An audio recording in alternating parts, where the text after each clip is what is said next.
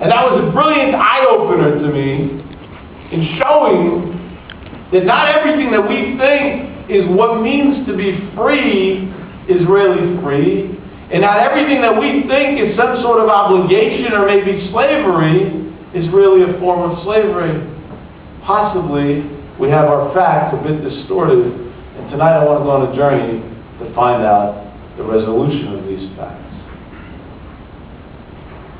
It was about, I'd say 2.5 months ago or so, when I was driving home one night from Brooklyn to my home in Lakewood, about a 65-mile drive, late at night after a class, and I was extremely tired, and the only thing I was able to think about was getting home.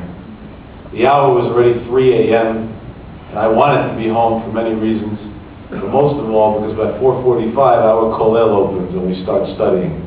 So I figured if I can grab an hour of sleep in the middle, it wouldn't be a bad idea. So the posted speed limit was 65, and I'm not advising anybody to do this, but I was going a little bit quicker than that, or maybe a lot quicker than that, depending who you ask. And I'm literally one exit from my home.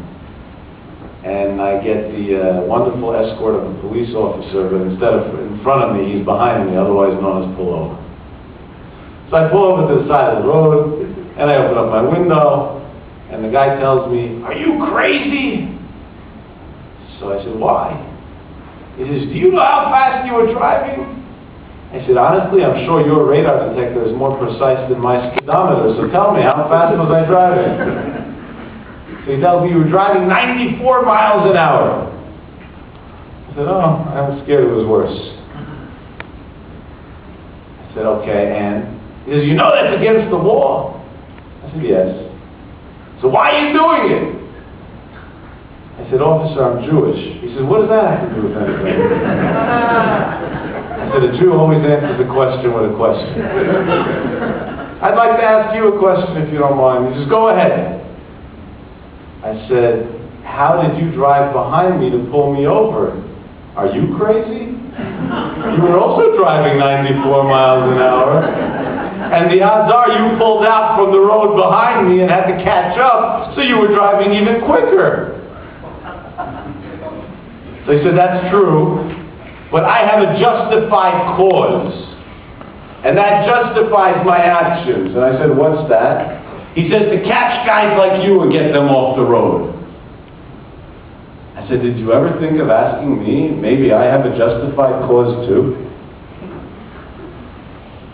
And he says, "Who are you?" I said, "I'm a rabbi." He said, "What does that have to do with anything?" I said that my time is extremely calculated, and possibly the extra 15 minutes sleep tonight will make a very big difference in a large community's future tomorrow. And that may justify my cause of speaking." And the guy's a little confused at this point. He's not used to wisecracks like me. And he tells me, "That's not the only reason why I stopped you. And besides that, what does that mean, rabbi? So many people use that word. What is a rabbi?" I said, "Listen, I'm not the spokesman for the rabbinic community in general. I'm not going to tell you what it means in general. I'll tell you about myself." So he says, "What do you have to say about yourself?" I said, "People say that I can see beyond." He says, "What does that mean?" I said, "I can see beyond." Okay. He doesn't really get what I'm talking about. And then he says, "Even if your speeding is justified, you have two other offenses that I pulled you over for." I said, "And what are those?" He said, "Number one, you were talking on a cell phone. I don't know how the law is in California, but in Jersey that's a very bad habit. Number two, you have dark tinted windows, and by law in Jersey you're not allowed to have dark tinted windows." And I turned to the officer with a smirk on my face and I said, "I have a question for you." I said, "What?" I said, "If my windows are tinted so dark, how did you see that I was talking on the cell phone?"